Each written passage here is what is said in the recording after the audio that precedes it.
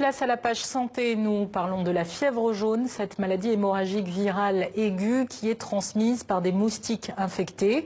Pour répondre à vos nombreuses questions, Éric Dortanzio est avec nous ce soir. Bonsoir. Vous êtes épidémiologiste à l'INSERM à Paris. En préambule, est-ce que vous pouvez nous rappeler ce qu'est exactement la fièvre jaune ? Alors, la fièvre jaune, c'est une maladie hémorragique virale, comme vous l'avez dit, qui est transmise par un moustique infecté par le virus et qui va donner un certain nombre de symptômes qu'on va développer un peu plus tard. Le terme jaune vient de l'ictère, la jaunisse que peut provoquer la maladie à un certain moment de son évolution. Il y a une zone géographique pour ses origines ou Alors, elle a été décrite la première fois dans le continent sud-américain, au Mexique, dans le Yucatan plus précisément. Voilà, et puis elle touche énormément l'Amérique du Sud et l'Afrique. Alors, on a compris un petit peu où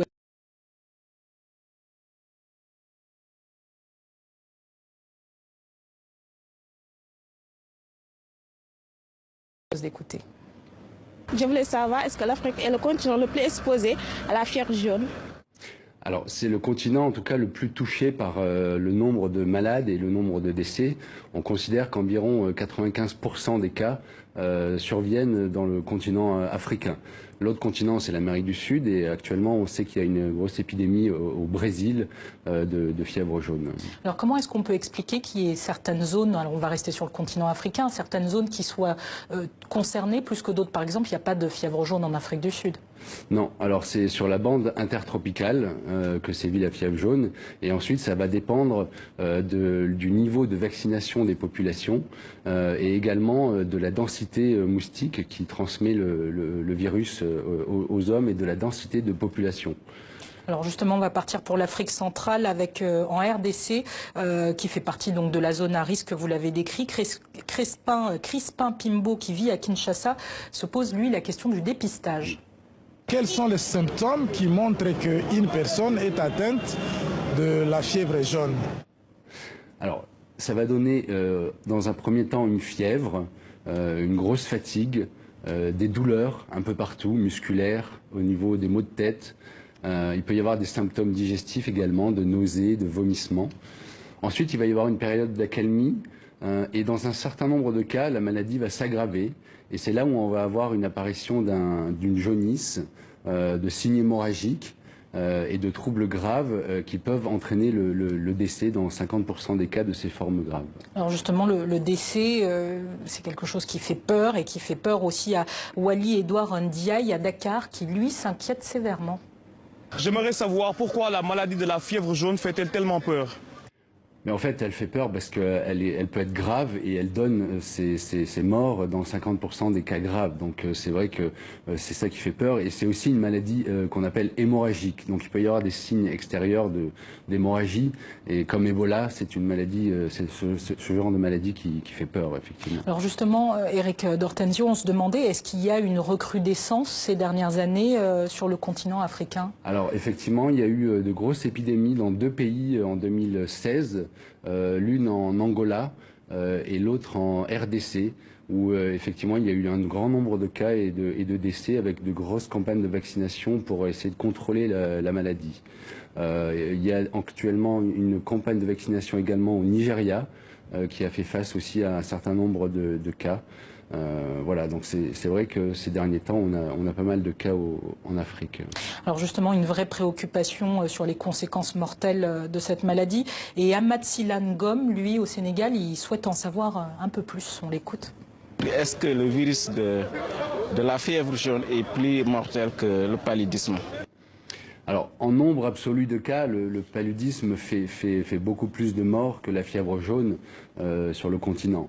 Après, c'est vrai que dans les formes sévères de fièvre jaune, la létalité est très importante et dans un cas sur 2, les personnes décèdent de cette maladie pour laquelle on ne dispose pas de traitement spécifique contre le virus.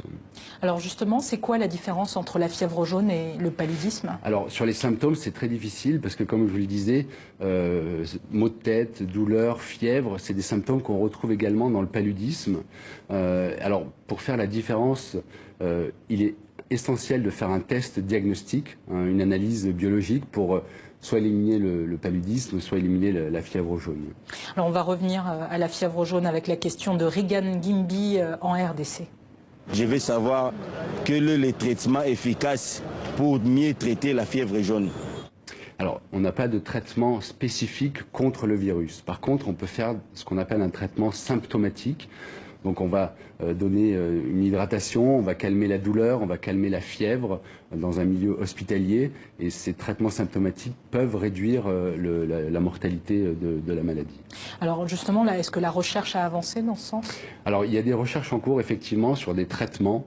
Dernièrement, on parle d'une molécule qui a été testée chez l'animal et qui aurait une certaine efficacité contre le virus de la fièvre jaune. Ça nécessite encore des recherches sur des essais cliniques à l'échelle humaine. Alors justement, au niveau de la population, est-ce qu'il y a un comportement particulier à adopter? En tout cas, c'est ce que se demande par exemple Sylvie Nangula en RDC. Combien de fois doit-on se faire vacciner contre la fièvre jaune? Alors, c'est une bonne question parce que le vaccin contre la fièvre jaune est un vaccin sûr et efficace et peu coûteux. Et c'est un vaccin qui confère une immunité, donc une réponse immunitaire à vie. Donc maintenant, on considère, depuis 2 ans, l'OMS recommande une seule vaccination à vie contre la fièvre jaune. Alors un vaccin comme solution donc, et on va prendre cette dernière question de Pacifique Kitoko en RDC. Est-ce qu'on peut éradiquer définitivement la fièvre jaune?